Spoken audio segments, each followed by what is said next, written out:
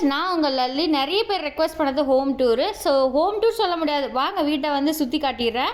So ரொம்ப டீப்பாலாம் இல்லை. So சும்மா வந்து வீடை பார்க்கணும் எல்லாரும் ஆசைப்பட்றீங்கல்ல நியூ சப்ஸ்கிரைபர். ஸோ வீட்டை வந்து சுற்றி காட்டலாமே அப்படின்னு சொல்லிட்டு வந்திருக்கேன். ஸோ ஃபஸ்ட்டு வந்து என்னோடய வீடு பார்த்திங்கன்னா மாடியில் தான் இருக்குது. ஃபஸ்ட் ஃப்ளோரில், கிரவுண்ட் ஃப்ளோரில் பார்த்தீங்கன்னா ஃபுல்லாக வந்து ஹோட்டல் இருக்குது, ஹோட்டல் கடை. அதுக்கப்புறம் ஒன்று காலியாக இருக்குது. மேலே வந்து பார்த்திங்கன்னா என் பக்கத்தில் வந்து 2 BHK இருக்குது. என்னோடய வீடு இப்போ செடியெலாம் வச்சுருக்கோம் பார்த்தீங்களா, அந்த சைடு வந்து 2 கடை இருக்குது. இன்னும் அந்த 2 கடைக்கு யாரும் வரல, காலியாக தான் இருக்குது பல வருஷமாக. மேலே வந்து பேச்சுலர் சொல்லி இருக்குது. என்னோட செடி பார்த்தீங்கன்னா டோட்டலாக வந்து கீழே வந்து கொஞ்சம் செடி தான் வச்சுருக்கேன், மேலே ஒரு 10 செடி தான் வச்சுருக்கேன். மொத்தம் வந்து பார்த்தீங்கன்னா டோட்டலாக ஒரு 50 செடி வச்சுருப்பேன்னு வச்சுக்கோங்க. எல்லாம் குட்டி குட்டி பூ பூக்கிறது, அதுக்கப்புறம் இன்டோர் பிளான்ஸ் அவுட்டோர் பிளான்ஸ் அந்த மாதிரி தான் வச்சுருக்கேன். பெரிய செடியெலாம் வைக்கல. இந்த கதுக்கு பக்கத்தில் பார்த்தீங்கன்னா 2 செடி பெருசாக நீளமாக வச்சுருக்கோம் பார்த்தீங்களா, அதெல்லாம் சொந்த வீடு வச்சுருக்கவங்க வச்சா செம்மையாக கொடி மாதிரி போகும். ஆனால் நான் தெரியாமல் வாங்கிட்டேன். இருந்தாலும் வந்து கொடி கட் பண்ணி தான் விட்றேன். இப்போ வாங்க வீட்டுக்குள்ளே போய் என்னன்னு பார்க்கலாம். ஃபஸ்ட்டு வந்தோடனே என்ட்ரன்ஸில் வந்து விநாயகர் இருப்பார். அது பக்கத்துலேயே வந்து பார்த்தீங்கன்னா ஆல்கமம் லிப்ஸ்டிக் செடி வச்சுருக்கேன். இது நிறைய ஷார்ட்ஸில் சொல்லியிருப்பேன். அதுக்கப்புறம் ஹாலில் வந்து சின்ன மினி பூஜை ரூம் வச்சுருக்கேன், அதாவது பூஜை யூனிட் வச்சுருக்கேன். இது நிறைய வீடியோஸில் காட்டியிருப்பேன். அதுக்கப்புறம் வந்து ஹாலில் வந்து பார்த்திங்கன்னா சின்னதாக டிவி, அதுக்கப்புறம் ஃப்ரிட்ஜ் வச்சுருப்பேன். ஃப்ரிட்ஜ் வந்து மோஸ்ட்டாக கிச்சனில் வைப்பாங்க. எனக்கு வந்து இடம் பத்தாத குறைக்கு நான் வந்து ஹாலில் வச்சுருக்கேன். நான் வந்து 1 BHKல தான் இருக்கிறதுனால அதுக்கேற்ற மாதிரி வந்து பார்த்திங்கன்னா டெக்கர் பண்ணியிருக்கேன். நடுவில் திவான் மாதிரி சும்மா பழைய பெட்டை வந்து மடித்து அதை இது பண்ணியிருக்கேன். பக்கத்தில் 2 செடி வச்சுருக்கேன்.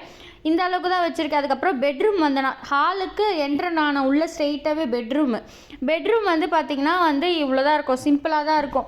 என் வீட்டை வந்து பார்க்கும்போது உங்களுக்கு செவுரெல்லாம் வந்து க்ரையான் கலர் இருக்கும்ல, அது ஏன்னா என் பையன் வந்து கீறிக்கிட்டே இருப்பான். நிறைய பேர் வந்து ஃபேஸ்புக்கிலலாம் வந்து பெயிண்ட் அடிக்க மாட்டிங்களா, வீடு இவ்வளோ கேவலமாக வச்சுருக்கீங்களே அப்படின்வாங்க. ஆக்சுவலாக என் பையன் வந்து க்ரையான் பிடிச்சி ஒரு விஷயம் வரைகிறான்னா நான் அதை தடுக்கவே மாட்டேன். ஏன் ரீசன் பார்த்தீங்கன்னா, நீங்கள் பசங்க 2 மூவியில் வந்து பார்த்துருப்பீங்க. குழந்தைங்க வந்து செவுத்தில் வரைஞ்சா அவங்க பேரண்ட்ஸ் திட்டுவாங்க, அதுக்கப்புறம் வீட்டு ஓனர் திட்டுவாங்க அப்படின்னு சொல்லி பார்த்தீங்கன்னா குழந்தைங்களை வந்து ரொம்ப கஷ்டப்படுத்துவாங்க அப்படின்னு சொல்லி. நான் அந்த மாதிரி பண்ண வேணாம், ஓனர் வந்தால் அவர்கிட்டயே சொல்லிட்டேன், வீடு வந்து ஷிஃப்ட் பண்ணும்போது பெயிண்ட் அடிச்சுக்கிறோம், இது ஒன்றும் பிரச்சனை இல்லையே அப்படின்னு விட்டுட்டோம் நாங்கள். ஸோ இப்போ வந்து அப்படியே ஹோம் டூர் காட்டும் போது அப்படியே ஒரு ப்ராடக்ட் பார்த்துலாம். நான் வந்து ஜோக்கில் வந்து ஆல்ரெடி வந்து 3 வருஷத்துக்கு முன்னாடி ஒரு ஸ்லிங் பேக் வாங்கினேன். அது செம்ம குவாலிட்டியாக இருந்துச்சு, சூப்பராக இருந்துச்சு. இப்போ வந்து மறுபடியும் வந்து ஜோக்கில் வந்து இந்த கிளாசிக் ட்ராவல் பேக் வாங்கியிருக்கேன். இது பார்த்தீங்கன்னா வந்து வேகேட்டா அப்ரூவ்டு, கர்ட்டில் ஃப்ரீ. இது வந்து பார்த்தீங்கன்னா எந்த அனிமல்ஸையும் வந்து ஹர்ட் பண்ணாமல் இந்த பேக்கை வந்து கிரியேட் பண்ணியிருக்காங்க. ஹேண்ட் கிராஃப்டடாக ப்ரௌட்லி இந்தியன்ஸால் ரெடி பண்ணதுனால இதுக்கு நான் 10 out of 10 தரேன். ஸோ இந்த பேக்குக்கு டிஸ்கவுண்ட் கூப்பன் கோடும் கொடுத்துருக்காங்க. என்னோட கூப்பன் கோடான YT லல்லி 10ன்ற ஐடியை வந்து நீங்கள் யூஸ் பண்ணிங்கன்னா அவங்க உங்களுக்கு டிஸ்கவுண்ட் தருவாங்க. கண்டிப்பாக ட்ரை பண்ணுங்கள். இதோட ப்ராடக்ட் லிங்க்கில் டிஸ்கிரிப்ஷனில் தரேன். நெக்ஸ்டே வந்து பார்த்தீங்கன்னா வீடு கிட்ட வந்து சூப்பர் மார்க்கெட் வந்து புதுசாக திறந்துருந்தாங்க. டிஸ்கவுண்ட் எதனா போடுறாங்களான்னு போய் செக் பண்ணி பார்த்தேன். அங்கே வந்து பீஸா பர்கர்லாம் இருந்துச்சு. நான் ரொம்ப நாளாக வந்து சென்னையில் எங்கே இருக்கும்னு எல்லாரையும் கேட்டுட்டு இருந்தேன். கடைசியில் இங்கே இருந்துச்சுன்னொன்னே எடுத்து தூக்கி நம்ம பேஸ்கெட்டில் போட்டாச்சு. இதெல்லாம் பார்த்திங்கன்னா வெறும் ஹீட் பண்ணி சாப்பிட்ற மாதிரி இருக்குது. இதெல்லாம் நல்லதாக கெட்டதானே தெரியல. ஆனால் இப்போல்லாம் இன்ஸ்டன்ட் ஃபுட்டுலாம் வந்துட்டுருக்கு. ஸோ நம்மளோட இது என்ன பார்த்திங்கன்னா, நம்ம இந்த மாதம் என்ன மல்லிகை சாமான் வாங்குகிறோமோ வாங்கிட்டேன். இந்த கார்ன்லாம் பார்த்திங்கன்னா உரிச்சு வச்சு அவங்களே கொடுத்துட்றாங்க. இது வேந்திருக்கா வேகலையா ஒன்றுமே தெரியல. சரி இருந்தாலும் நம்ம வேண்டாம், இதெல்லாம் நம்மளுக்கு நம்ம பாப்பாவுக்கு நேச்சுரலாக கொடுக்கலான்னு சொல்லி பாப்பாவுக்கு நட்ஸு வந்து பார்த்திங்கன்னா ஸ்கூலில் தர சொல்லியிருக்காங்க. அதனால எல்லா பேக்கெட்லேருந்தும் ஒன்று எடுத்துட்டேன். ஆனால் நான் வந்து பார்த்திங்கன்னா இந்த வாட்டி ரேட் வந்து பார்த்து உஷாராக தான் எடுத்திருக்கேன். இதோட ரேட்லாம் வந்து நான் அப்புறமா லாஸ்ட்டில் காட்டுறேன் உங்களுக்கு நான் எவ்வளோ வாங்கினேன்னு. உளுத்தம் பருப்பு, அப்புறம் பைத்தியம் பருப்பு, பச்சை பயிறு இதெல்லாம் எவ்வளோ ரேட்டுன்னு அதில் போர்டில் போட்டிருக்காங்க. நான் எல்லாமே 1 கிலோ வாங்கியிருக்கேன். நான் வந்து உளுத்தம் பருப்பும் தோரம் பருப்பு தான் வாங்கினேன், மீதி எதுவும் வாங்கலை. ஸோ உங்களுக்கு காட்டினா வந்து உங்கள் இருக்கிற இடத்துல வந்து எப்படி இருக்கும் ப்ரைஸ் அப்படின்னு சொல்லி. நான் இந்த வாட்டி சூப்பர் மார்க்கெட் வந்து புதுசாக வந்திருக்கிறதுனால இந்த இடத்துலலாம் எவ்வளோ ரேட்டு அப்படின்னு நான் கொஞ்சம் கம்பேரிசன் பண்ணி பார்த்துன்னு தான் இருக்கேன். ஏன்னா ஒவ்வொரு மாதமும் நம்ம வந்து ஒவ்வொரு இடத்துக்கு போனால் தானே நம்மளுக்கு என்னென்னு தெரியும் எந்த இடத்துல கம்மியாக இருக்குதுன்னு சொல்லி. அப்போது வந்து பார்த்திங்கன்னா இந்த இடத்துல ஓரளவுக்கு ஓகே தான் தோணுது. ஏன்னா பில்லும் இந்த வாட்டி கம்மியாக தான் வந்துச்சு. பில்லோட அமௌண்ட் வந்து நான் லாஸ்ட்டில் சொல்கிறேன். ஸோ ஃபஸ்ட் ஃப்ளோரில் வந்து மளிகை சாமான்லாம் வாங்கிட்டோம்ல, ஃப்ளோர் வேறு இருக்காங்க. செகண்ட் ஃப்ளோரில் போயிட்டு நம்ம வந்து கிச்சன் வந்து ஸ்டிக்கர் ஒன்று வாங்கணும். அதுக்கப்புறம் பாப்பாவுக்கு ஸ்நாக்ஸ் பாக்ஸு, வாட்டர் கேன் எதனா இருக்கா, பாப்பாவுக்கு வந்து இந்த மாதிரி மோர் தயிர் இந்த மாதிரி கொடுக்குறதுக்கு எதனா பாட்டில் இருக்கான்னு பார்க்கலான்னு வந்தேன். ஸோ இங்கே கொஞ்சம் சில ஆஃபர்ஸ்லாம் போட்டிருக்காங்க, ஆனால் எனக்கு சூட்டபிளாக இல்லை.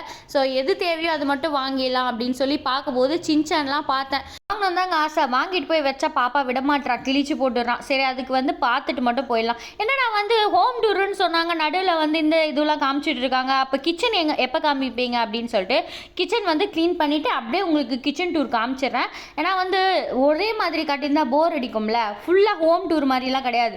நடுவில் இந்த கிளிப்பிங்ஸ்லாம் வரும். சொன்னல வீடு சும்மா சுற்றி காட்டுறேன். அப்படியே வந்து பார்த்தீங்கன்னா கடைக்கெல்லாம் போயிட்டு வரதெல்லாம் காட்டிடுறேன்.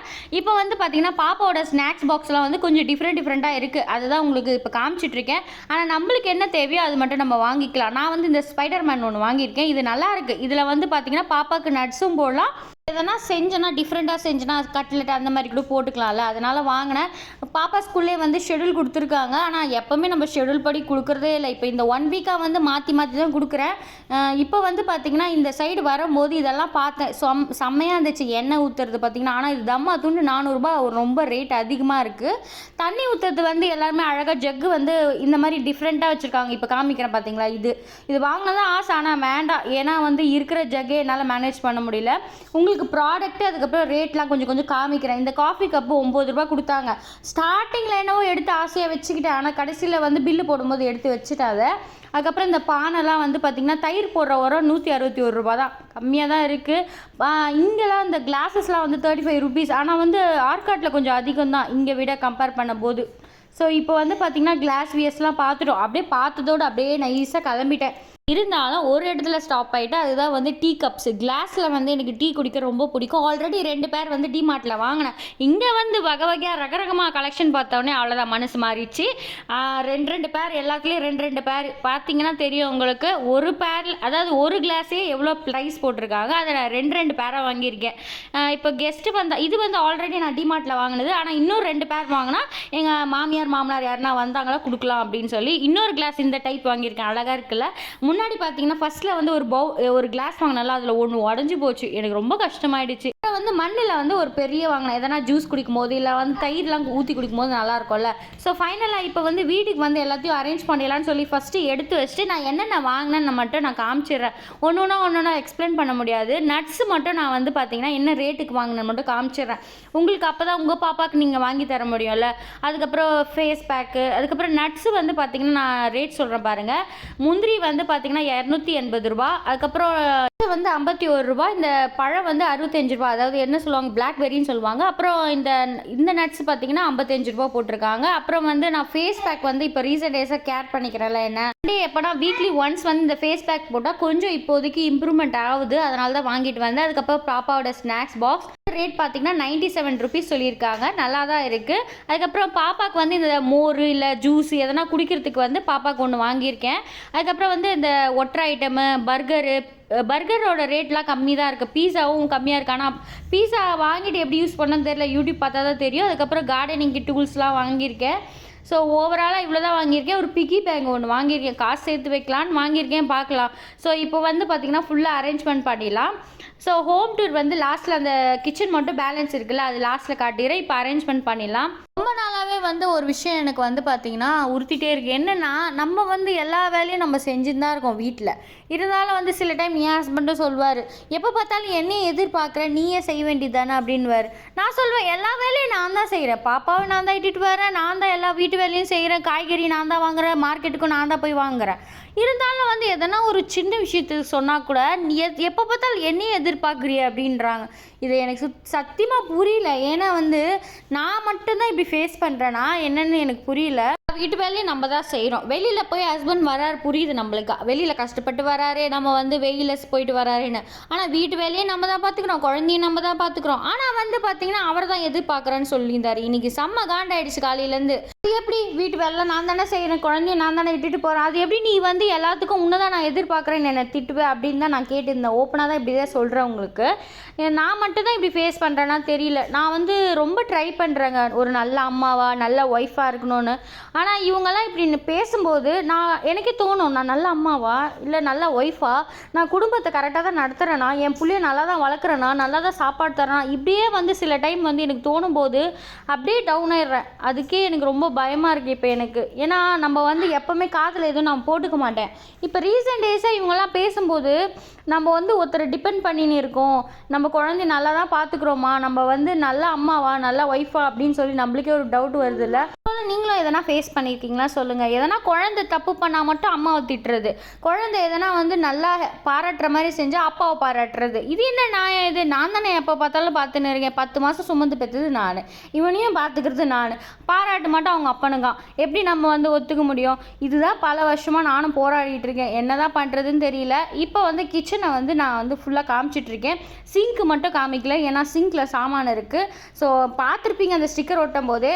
ஸோ இந்த வீடியோ உங்கள் எல்லாருக்கும் பிடிச்சிருக்கும் நம்புறேன். பிடிச்சதா மறக்காமல் லைக் பண்ணி சப்ஸ்கிரைப் பண்ணுங்கள்.